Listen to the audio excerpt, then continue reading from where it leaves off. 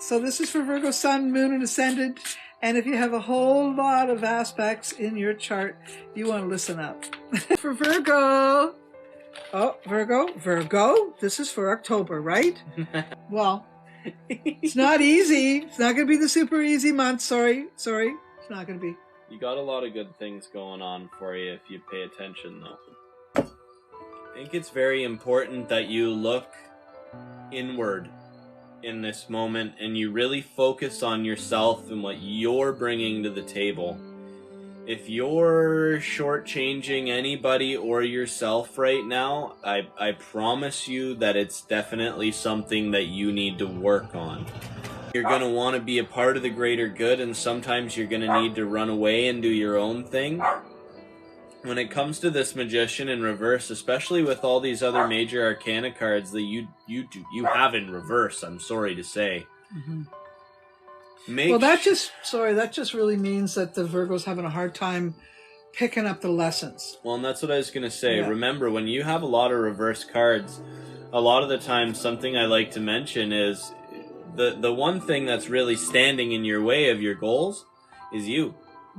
And your belief in yourself, or lack of it. Yeah, and how you're treating you and how you're treating your situation, which can be very empowering if you decide it to be like that. If you decide to let that empower you to say, oh, I'm my only obstacle, get the hell out of my own way, that can be so helpful. Please, for the sake of your October, take some steps back into self. Really look at what you're doing with yourself and put some time into healing the things that are rubbing you the wrong way in your own field. Go ahead, Mom.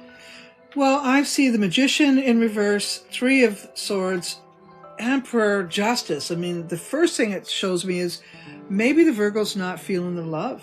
And with this card here, the King of Pentacles in reverse, if you're married, I'm going to say your marriage is not moving in the direction that you've wanted it to. And maybe you're not feeling that they are giving you the kind of protection or leadership or support that you've been wanting, needing. Now, I'm not saying they're an absolute terrible person, but they're sure not giving you what you need. And that's what I'm saying here. I mean, on some levels, they could be, really good, but on other levels, they're not seeing the whole of you and your needs. Now, you may have known this person for a long time and maybe just started recently to understand that where their head is or where they're really at. Maybe this is making you feel a little off. Maybe you're not being able to nurture that person. You're not feeling the love, so you're not giving the love. So that's a concern for me, for the Virgo. And around the workplace, I'm going to say that it's your sanctuary, to get out, to do things, to be a part of the community. I think is a big deal for you.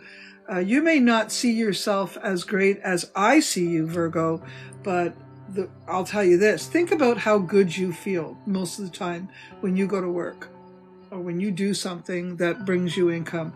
You really enjoy being a part of the community. There's a reason for that. It's because you're good at it.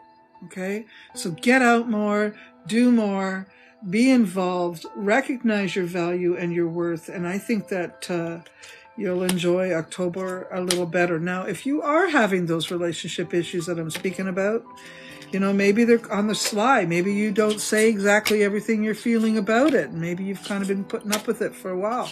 No one's saying you should walk away from the relationship, but that talk better happen. Because it's time. Because it could be a big part of you that thinks about, what would it be like if I wasn't here? Are they really just your friend? And maybe they're not the lover you've been looking for. And that's what makes me worry a little bit. Do you feel abandoned? Is that romantic energy lacking? Is this what's making you feel abandoned? Maybe you're just not feeling it. So if the relationship is too much work, maybe you need to think about whether it's right for you. And if there is a way to fix it, maybe you need to think about why you want to fix it. If it's for the kids, if it's for the family, okay, but is that really how you want to live your life? And something I'll say is, especially if you're the one that's feeling these problems and feeling that they need to be discussed and all of that's happening for you right now, I would make sure that you show up to the conversation first. Mm-hmm. You bring it up, you put your foot in your mouth, and oh well, too bad that's got to happen like that, and you got to be the one to pull the pants up. But do it, because the truth of the matter is, if you keep sitting in it, it's just gonna get stinkier and uglier and less fun. Well, there could be some sexual issues on either side. Well, and that's why I say make sure you show up to the conversation first, because you could be having all of these problems with the situation, but also this other person might be aloof of the issue. I'm not going to sit here and say that that's not a problem in itself, but what I will say, if you're not doing your part to actually fix the problem, then you are actively a part of it. Yeah. So make sure you are a part of that solution if you want to see one. Otherwise, I guess don't. Yeah, well, there's that. The other thing is in the workplace, although I like what I seen when I first spoke, there does look to be someone who quickly comes into play in the work environment that I would say maybe they don't see things for how they really are. Okay, maybe there's some deception, or they're fooled easy, or they fool others easy, and they're a bit of a headache. Maybe it's just their way. Maybe they have, sort of like an ADHD, and they're too busy, they're too moving, and they don't make right decisions. So this could be an irritation for the next little while, at least for October. But as the whole theme of the reading is, speak your mind, speak up, be honest, be truthful. Your points are valued.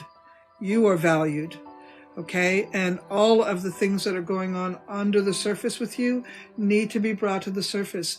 Otherwise, you begin to create illnesses. Well, and especially if you're already prepared to up and get out of there, what do you have to lose by talking about it? Talk about it. If it goes nowhere, you've already gotten yourself to you're already ready to go. So go after you've decided to put your last final helpful blow into the mix. And guys, like just do what you can do for the situation. Stop worrying so much about what you can't do.